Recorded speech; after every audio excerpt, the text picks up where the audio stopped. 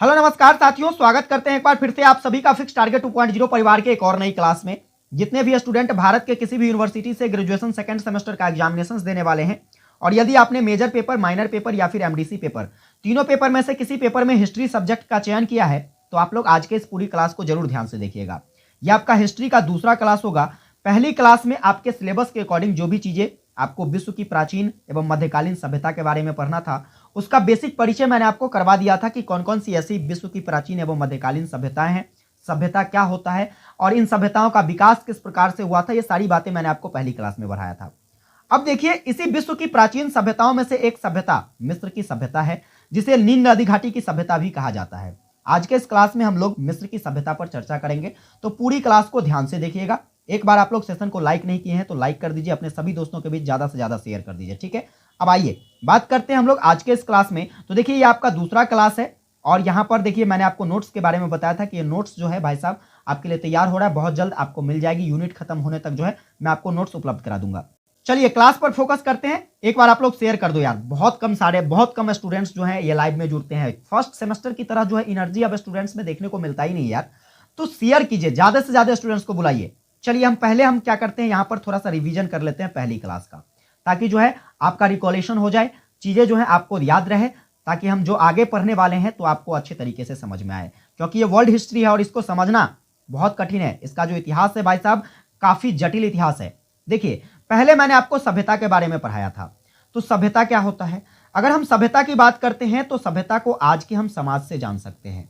आज का समाज और कभी सभ्यता यही जाना जाता था, ठीक है। देखो, समाज में लोग क्या करता है, समाज में लोग एक साथ रहकर अपना सर्वांगीण विकास करता है। ठीक उसी प्रकार से आज से लगभग 5000 वर्ष पहले जो है मानव जो है या जंगली जानवर की तरह रहा करता था। धीरे धीरे उनके रहन सहन में विकास हुआ, उनकी बौद्धिक क्षमता जो है बढ़ती गई। लोगों ने अपना जो है क्या किया, तो एक समाज विकसित करना जो है शुरू कर दिया। यह समाज जो कि नदी घाटियों पर विकसित की गई, इसलिए इन सभ्यताओं को नदी घाटी सभ्यता के नाम से भी जाना जाता है। ये सारी बातें मैंने आपको बता दिया था किस तरीके से इन सभ्यताओं का विकास हुआ, कौन कौन सी ऐसी विश्व की प्राचीन सभ्यता जो कि आपके सिलेबस के अकॉर्डिंग आपको पढ़ना है। जैसे कि देखिए, सबसे पहला मिस्र की सभ्यता आपको पढ़ना है। इसके बाद आपको क्या पढ़ना है, दूसरा पढ़ना है मेसोपोटामिया की सभ्यता। कौन सी सभ्यता पढ़ेंगे, मेसोपोटामिया की सभ्यता। इसके बाद जो है भाई साहब हम लोग कौन पढ़ेंगे, तो आप कहोगे सर चीन की सभ्यता पढ़ेंगे। इसके बाद जो है फारस की सभ्यता पढ़ेंगे। ये सारी सभ्यताएं जो है आपके सिलेबस में दिया गया है, जिसको आपको पढ़ना है। अब आज के इस क्लास में हम लोग चर्चा करेंगे मिस्र की सभ्यता, जो कि आपका नील नदी घाटी पर हो जाता है। वहीं पर मेसोपोटामिया की सभ्यता की बात करें तो दजला फरात नदी पर हो जाता है। फटाफट से आप लोग कमेंट करके बता दीजिए चीन की सभ्यता जो है किस नदी घाटी पर है। और फारस की जो सभ्यता है भाई साहब यह किसी नदी घाटी पर नहीं है, ये नदी घाटी सभ्यता के अंतर्गत नहीं आता है। और इस सभ्यता को जो है वर्तमान में ईरान सभ्यता के नाम से जाना जाता है, ईरान के नाम से जाना जाता है। ये सारी बातें मैंने आपको पहली क्लास में करवाया था। अब आइए आज के इस क्लास पर चर्चा करते हैं। देखो भाई साहब, आज का जो क्लास है वह मिस्र की सभ्यता से रिलेटेड है और काफी जटिल सभ्यता है, काफी प्राचीन और काफी जो है महत्वपूर्ण सभ्यता है, इसलिए इसे अच्छे तरीके से समझेंगे हम लोग। देखो, अगर हम मिस्र की सभ्यता की बात करते हैं तो मिस्र की सभ्यता काफी प्राचीन और काफी महत्वपूर्ण सभ्यताओं में से एक मानी जाती है। यह सभ्यता जो है यह प्राचीन अफ्रीका महाद्वीप के उत्तर पश्चिम में विश्व की सबसे लंबी नदी जो कि आपका नील नदी है, यहां पर विकसित हुआ। नील नदी को हम लोग विश्व की गंगा के नाम से भी जानते हैं। तो ऑब्जेक्टिव क्वेश्चंस यहां से बनाए जा सकते हैं, इसको आप ध्यान रखिएगा कि विश्व की गंगा किस नदी को कहा जाता है। आप कहोगे सर नील नदी को कहा जाता है, और नील नदी जो है यह विश्व की सबसे लंबी नदी है। इसी नदी पर क्या हुआ था, तो भाई साहब आपके एक सभ्यता का विकास हुआ था जिसे हम लोग मिस्र की सभ्यता के नाम से जानते हैं, इंग्लिश में कहे तो इजिप्ट सिविलाइजेशन, ठीक है। फिर हम लोगों को याद रखना है कि यह जो सभ्यता है, यह सभ्यता लगभग 3000 ईसा पूर्व से क्या होती है, तो विकसित होकर हमारे बीच आती है। 3000 ईसा पूर्व से लेकर इस सभ्यताओं का विकास 1800 ईसा पूर्व तक देखा जाता है। कई सारे इतिहासकारों का मानना है, जैसे कि हेरोडोटस, जिसे हम लोग इतिहास का पिता कहते हैं, इतिहास का जनक कहते हैं। हेरोडोटस ने बताया था कि मिस्र की सभ्यता जो है इसे नील नदी का वरदान कहा जाता है। क्या कहा जाता है, हेरोडोटस के द्वारा क्या बताया गया कि नील नदी का वरदान जो है मिस्र की सभ्यता को कहा जाता है। इसके साथ साथ जो है और भी कई सारे ऐसे इतिहासकार हुए, जैसे कि सेवायन का मानना था कि अगर नील नदी नहीं होता तो क्या होती, तो मिस्र जो है यह एक विशाल रेगिस्तान बनकर रह जाता। कुछ इस प्रकार से इतिहासकारों का मानना है। ये सारी बातें आपको ऑब्जेक्टिव में भी काम आ सकती है, इसलिए आप इसको अच्छे तरीके से याद रखिएगा। अब देखिए, नील नदी जहां पर क्या है, तो यहां पर जो है काफी सारे उपजाऊ भूमि मिल गए लोगों को, काफी सारे ऐसे स्रोत मिल गए जिसके जरिए वहां पर जो है लोगों ने अपना जीवन बसाना उचित समझा और बेसिकली अगर हम बात करें मिस्र की सभ्यता की, तो मिस्र की सभ्यता जो है यह कृषि कार्य को लेकर काफी प्रचलित सभ्यता मानी जाती है। आइए हम आगे और समझते हैं। तो आपका जो मिस्र का सभ्यता है, मिस्र की सभ्यता का विस्तार भूमध्य सागर में, ठीक है, भूमध्य सागर में अपने मुहाने से लेकर मध्य अफ्रीका में विक्टोरिया झील जो है आपका मध्य अफ्रीका में, वहां तक देखने को मिलता है, जो कि 4000 मील तक फैली हुई है। इस सभ्यता का खोज नेपोलियन बोनापार्ट के द्वारा किया जाता है। अब नेपोलियन बोनापार्ट की बात है तो नेपोलियन बोनापार्ट तो आधुनिक समय में था, लेकिन मिस्र की सभ्यता लगभग आज से 3000 वर्ष पहले विकसित हुआ था, 3000 ईसा पूर्व पहले। तो समझिए कि इसके बीच में जो अंतर है काफी का अंतर हो जाता है, लेकिन फिर भी हम लोग नेपोलियन बोनापार्ट को मिस्र की सभ्यता का खोज करने का श्रेय क्यों देते हैं? इसके पीछे कई सारे रीजंस हैं, समझिए ध्यान से।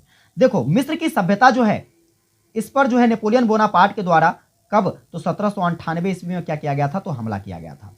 और जब यह 1798 ईस्वी में हमला करते हैं तो इसको यहां से क्या मिलता है, एक साक्ष्य मिलता है, एक साक्ष्य जो कि पत्थर के रूप में मिलता है। इस पत्थर का नाम था रेसोटा पत्थर, याद रखिएगा।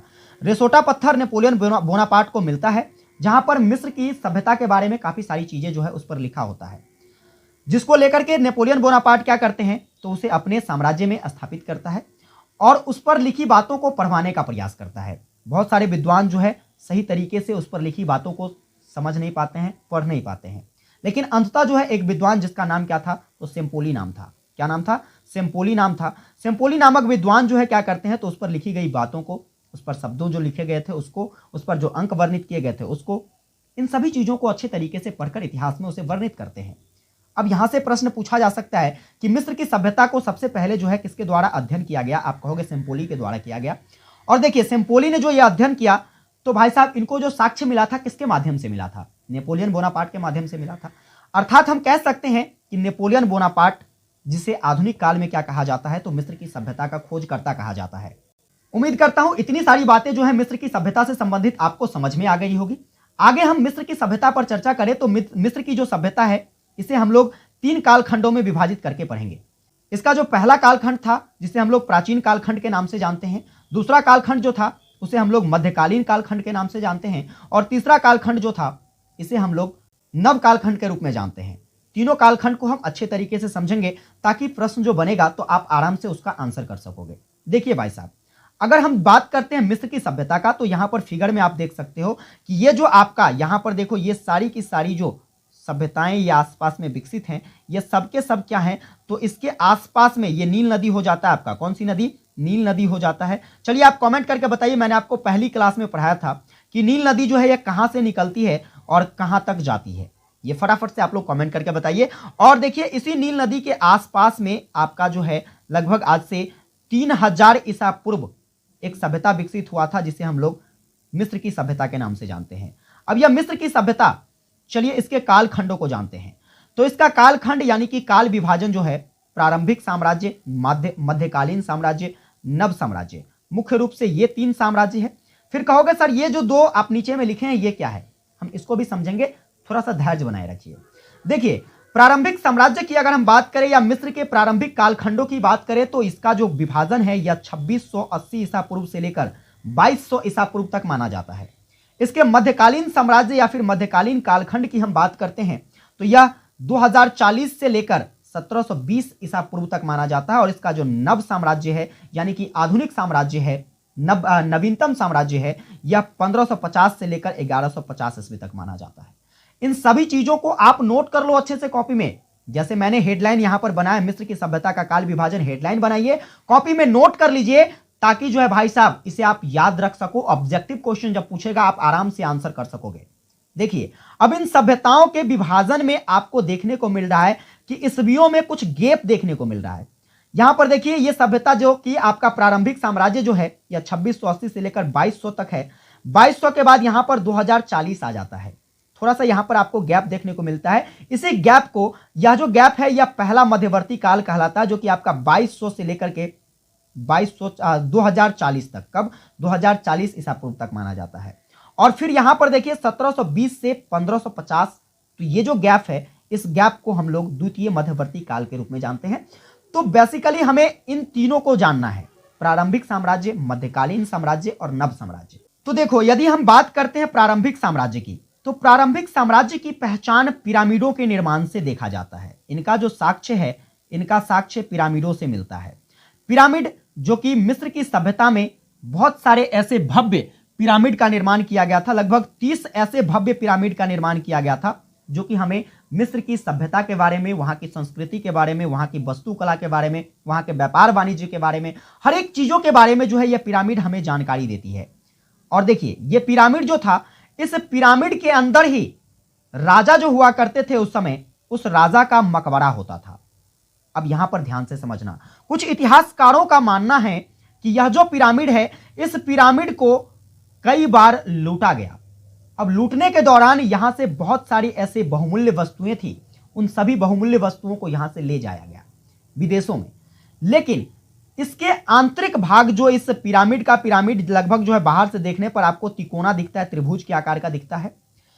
तो फिलहाल हम बात करते हैं तो देखिए इसका जो आंतरिक भाग है, इसके आंतरिक भाग को किसी के द्वारा कोई क्षति नहीं पहुंचाया गया। और इसके आंतरिक भाग में आपको मिस्र की सभ्यता को जानने का बहुत सारा इंपॉर्टेंट साक्ष्य मिलता है, जैसे कि बहुत सारे ऐसे कलाकृतियों का निर्माण इसके दीवारों पर किया गया है जो कि हमें मिस्र की सभ्यता के बारे में बताता है, वहां की संस्कृति के बारे में बताता है, राजाओं के बारे में बताता है कि राजाओं के द्वारा किस काल में जो है कैसे कैसे विकास कार्य किए गए। और राजा भी जो हुआ करते थे इस समय, वह क्या करते थे, तो अपने काल में जो भी विकास कार्य किया जाता था उस कार्यों को पेंटिंग के जरिए क्या करते थे, तो दीवारों पर बनवा दिया करते थे, जिससे ऐसा प्रसिद्धि जो है उन्हें मिलती थी। ऐसा उनका मानना था कि चलो अगर हम ऐसा करते हैं तो इससे हमें एक नई पहचान मिलेगी। और स्वाभाविक सी बात है कि अगर हम कुछ करते हैं तो उसका साक्ष्य अगर कहीं है तो इससे हमें क्या मिलती है, तो आने वाले लोग भी जान पाएंगे और हमें एक बेहतरीन प्रसिद्धि मिलेगी। तो राजा का जो सोच था वह भी काफी बेहतर था। और इससे क्या हुआ, तो इतिहासों को जानने में क्या हुई, तो काफी सारी सुविधाएं हुई। इसके अतिरिक्त हम बात करते हैं यदि मिस्र की सभ्यता की, तो देखो मिस्र का जो सभ्यता था भाई साहब, यहां पर काफी सारे ऐसे जो हैं शिल्पकार वगैरह हुआ करते थे, राजा के अधिकारी हुआ करते थे, जिसका विभाजन था, सभी का कार्य क्षेत्र अलग अलग था। जैसे कि राजा जो हुआ करते थे इसे सर्वोपरि माना जाता था, राजा को देवता का पुत्र माना जाता था। जो राजा कह देते थे उसे सर झुकाकर लोग जो है वहां पर जितने भी मिस्र सभ्यता में लोग रहते थे वह राजा के कहे गए बातों को, राजा के बनाए गए नियमों को सर झुकाकर जो है क्या करते थे, तो उसका पालन करते थे। दूसरे नंबर पर जो है पुरोहित आता था, पुरोहित जिसे हम लोग पंडित जी कहते हैं। और तीसरे नंबर पर जो है राजा के अधिकारी जो हुआ करते थे, जो भी सरकारी अधिकारी जो राजा का कार्यभार संभालता था वह आता था। चौथे नंबर पर कुछ शिल्पकार वगैरह हुआ करते थे, बढ़ई वगैरह हुआ करते थे, या फिर कुछ ऐसे मजदूर जो कि राज्य के लिए, देश के लिए अच्छे काम करते थे, राज्य की सेवा करते थे, उसको चौथे नंबर पर रखा जाता था। और सबसे आखिरी नंबर पर किसे रखा जाता था, आप कहोगे सर सबसे आखिरी नंबर पर किसान और दास को रखा जाता था। किसान वर्ग ऐसा माना जाता है, इतिहासकारों के द्वारा कई सारे ऐसे साक्ष्य मिलते हैं जो बताया गया है कि मिस्र की जो सभ्यता थी वहां पर किसानों को विदेशों में रखा जाता था। और ये जो दास हुआ करता था, कौन हुआ करता था, तो राजाओं के द्वारा जो युद्ध में लोगों को जीत लिया जाता था तो उसे दास के रूप में बंदी बनाकर रख लिया जाता था। और इसी को दास की श्रेणी में शामिल किया जाता था, जो कि निम्न तबके के रूप में यहां पर जाने जाते थे। फिर अगर हम बात करते हैं मिस्र की सभ्यता की, तो याद रखिएगा मिस्र की सभ्यता में सौन की खेती काफी ज्यादा होती थी। सौन जानते हो किसको कहते हैं, नहीं जानते? सौन आप मिथिला में रहते हो तो नहीं जानते हो, बिल्कुल जानते होगे भाई। मिथिला में एक जो है क्या कहते हैं त्योहार है सामा चकेबा वाला, तो जानते हो ना। सामा चकेबा में भाई साहब लोग क्या करते हैं, इस सौन का ज्यादातर इस्तेमाल करते हैं। तो इसी प्रकार के जो जैसे कि जूट वगैरह हो जाता है, जिसका प्रयोग हम लोग कपड़ों के निर्माण के लिए करते हैं, तो आपका सौन जो है, सौन से लोग बने कपड़े का इस्तेमाल यहां पर ज्यादा करते थे। इसके साथ यहां पर जो है खेती के कुछ साक्ष्य भी मिलते हैं। खेती में हल के जोतने का जो है, हल जोतते हैं ना, जो कि खेत को कोड़ाई करने के लिए होता है, तो यहां पर बैल से हल जोतने का साक्ष्य जो है यह प्रमाणिक तौर पर मिलता है। जिस प्रकार हम लोग सिंधु घाटी सभ्यता की अगर बात करते हैं तो सिंधु घाटी सभ्यता में आपका लोथल हो जाता है, इसके बाद आपका धोलावीरा हो जाता है, जहां पर कुछ ऐसे साक्ष्य मिलते हैं जो कि खेती से रिलेटेड है, ठीक है। उसी प्रकार से मिस्र की सभ्यता में प्रमाणिक तौर पर बैल से खेती करने का, हल जोतने का साक्ष्य मिलता है। और इस समय जो हल प्रयोग में आता था खेत जोतने के लिए, ऐसा हल था जैसा हल हम अभी यूज करते हैं, सेम प्रकार के हलों का यूज किया करता था। तो इस सभी का प्रमाण हमें मिस्र की सभ्यता से मिलता है। इतना ही नहीं, इसके साथ साथ हम अगर बात करें तो राजाओं के द्वारा और भी बहुत सारे विकास कार्य किए गए, जो कि हम मिस्र की सभ्यता के सामाजिक, राजनीतिक, इसके बाद धार्मिक, इन सभी गतिविधियों में, इन सभी जो है रूपरेखाओं में पढ़ने वाले हैं। अब यहां पर देखिए तो मध्यकालीन साम्राज्य जो था यहां पर भी बहुत सारे राजा हुए, बहुत सारे राजाओं ने जो मिलकर जो है काफी सारे विकास कार्य किए। इसके अतिरिक्त अगर हम बात करते हैं तो मध्यकाल की जो विशेषताएं हैं वह ऐसा देखने को मिलता है जो कि इस समय जो है काफी सारे ऐसे व्यापार वाणिज्य का मार्ग अपनाया गया। व्यापार वाणिज्य लोगों के द्वारा किया जाता था जो कि गधों के माध्यम से किया जाता था। किसके माध्यम से? गधों के माध्यम से। ऐसा भी देखने को मिलता था जो कि क्या कहते हैं तो नदी के मार्ग से, जल मार्ग से भी क्या किया जाता था, तो एक देश से दूसरे देश व्यापार किया जाता था। और यहाँ के जो लोग होते थे ज्यादातर विदेशों से आई हुई वस्तुओं का क्या करते थे? भोग करते थे। इसीलिए जो है हम लोग कह सकते हैं कि मिस्र में जो लोग रहते थे वह भोग विलास में अपना जीवन यापन करते थे। ये सारी बातें आपको अच्छे से याद रखनी है। आगे अगर हम बात करते हैं तो देखिए इसके अतिरिक्त और भी बहुत सारे फैक्ट्स जो कि निकल कर आता है, जैसे कि मिस्र के लोग जो हैं कुत्ता, गधा, सुअर ये सब पाला करता था। आगे अगर हम नव पाषाण काल की बात करते हैं, नव साम्राज्य की बात करते हैं, तो नव साम्राज्य में एक बहुत बड़ी विशेषता है। नव साम्राज्य में एक ऐसे जीव पाए जाते थे जिसका नाम क्या था? तो इसका नाम था भाई साहब इस्यूस। क्या नाम था? इस्यूस नाम का एक जानवर पाया जाता था, जीव पाया जाता था। और यह इस्यूस नाम का जो जीव था वह पिरामिड जो बनाया गया था इसके प्रथम काल में, प्रारंभिक साम्राज्य में, इन पिरामिडों की क्या करता था? तो रक्षा करता था। और यह जो आपका इस्यूस नामक जानवर था, इस्यूस नामक जानवर जिसकी बात करते हैं तो इसका जो संरचना किस प्रकार से होता था, इसका रूपरेखा किस प्रकार से होता था? तो इसका जो नीचे वाला भाग होता था, ठीक है, इसका जो शरीर होता था यह जानवर का शरीर होता था। और इसका जो मुंह होता था भाई साहब यह मनुष्य का होता था। जिस तरीके से आप लोग देखे होंगे नरसिंह भगवान के बारे में जानते होंगे आप लोग, हिंदू साम्राज्य में नरसिंह भगवान की पूजा की जाती है।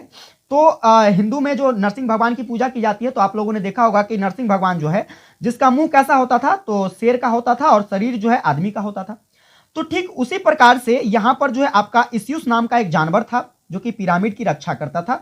और यहां पर देखिए तो इसका जो बनावट होता था, इसका शरीर क्या होता था? तो जानवर का होता था। और चेहरा जो है, मुंह जो है, यह किसका होता था? तो यह भाई साहब आपके क्या कहते हैं तो आदमी का होता, सॉरी जानवर का होता था। ये सारी बात चेहरा जो है यह आदमी का होता था और शरीर जो है भाई साहब किसका होता था? तो शरीर जो है जानवर का होता था। ये सारी बातें जो कि खासियत है किसकी? तो आपके मिस्र की सभ्यता की। इसके अतिरिक्त अगर हम बात करते हैं तो देखिए मिस्र की सभ्यता में जो पिरामिड का निर्माण किया गया था, मिस्र की सभ्यता में किसका निर्माण किया गया था? पिरामिड का जो निर्माण किया गया था। ज्यादातर पिरामिड जो है कहां पर बनाया गया था? काहिरा में बनाया गया था और गाजा में बनाया गया था। कहां पर? गाजा में बनाया गया था। ये सब फेमस जगह था मिस्र की सभ्यता का। तो काहिरा और गाजा में, और बेसिकली अगर हम बात करते हैं तो सबसे प्रमुख और सबसे विशेष जो है, सबसे बड़ा अगर पिरामिड का निर्माण कहां पर किया गया है तो गाजा में किया गया है। ऑब्जेक्टिव क्वेश्चन आपसे पूछा जा सकता है कि मिस्र की सभ्यता में जो है सबसे बड़ा पिरामिड का निर्माण कहां किया गया है? तो गाजा में किया गया है। ये सारी बातें आपको अच्छे से याद रखना है। अब देखिए यहां पर अगर हम बात करते हैं तो ये सारे के सारे पिरामिड जो हैं लगभग ये जो सबसे बड़ा पिरामिड जो है कहां, कब बनाया गया था? तो 2650 ईस्वी में बनाया गया था।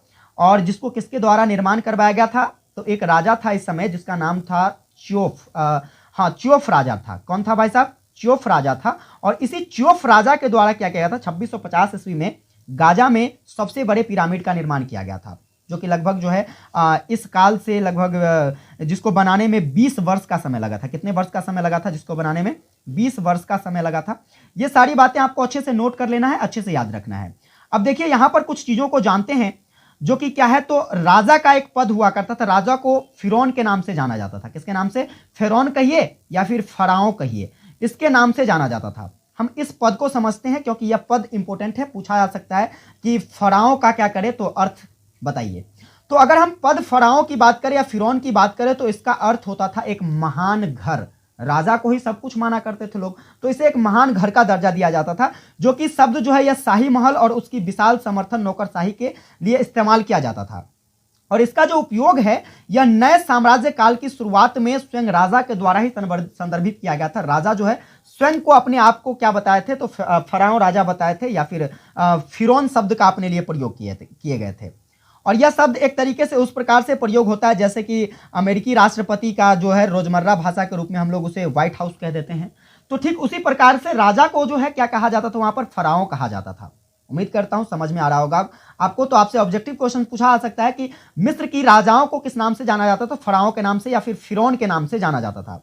अब देखो इसके जरिए जो है क्या होता था, तो नए साम्राज्य में जो भी राजा बनते थे तो पहले से उसे राजा के रूप में ही जाना जाता था। ठीक है। लेकिन जब वो नवनियुक्त होता था तो नवनियुक्त जो भी साम्राज्य के शासक होते थे उसे फिरौन के नाम से जाना जाता था। फिरौन शब्द उसके लिए उपयोग किया जाता था, फराओ शब्द का उपयोग किया जाता था।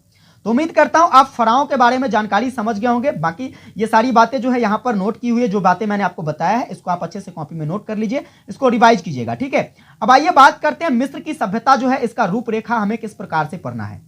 तो बेसिकली आपका सिलेबस बताता है सिर्फ आपको क्या पढ़ना है, राजनीतिक रूपरेखा को पढ़ना है। लेकिन अगर आपको मिस्र की सभ्यता को बहुत अच्छे ढंग से समझना है तो इसको सामाजिक, धार्मिक और आर्थिक इन सभी गतिविधियों को पढ़ना होगा।